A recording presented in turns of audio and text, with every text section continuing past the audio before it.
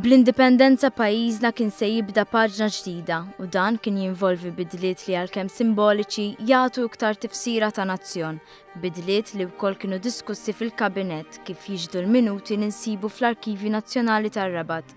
Fil-fatt, waħda mill-ewwel bidliet li kellha tidħol fis-seħħ mal-kisba tal-indipendenza kienet fil-passaport Malti, kif juru l-minuti tas-seduta tal-kabinett 18 ta' Mejju 1964.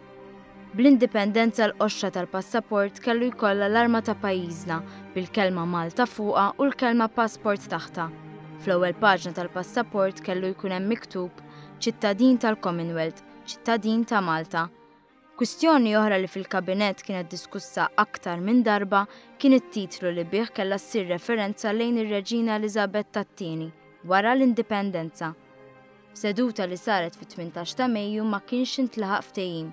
Xarejn wara kien deċiż li din kellha tissejjaħ Elizabeth tat-tieni bil-grazzja talla Reġina ta' Malta u ta' territorji oħra kap tal-Commonwealth.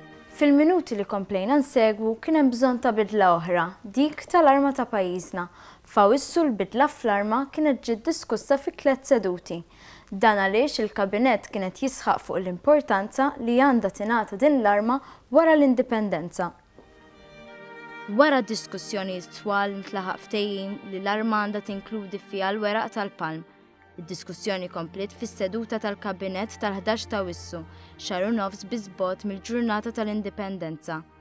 Għal dakinhar il-kabinett kien issuġġerixxa li l-arma għandha tinkludi l-kliem virtue e constantia li jfissru kuraġġ u persistenza.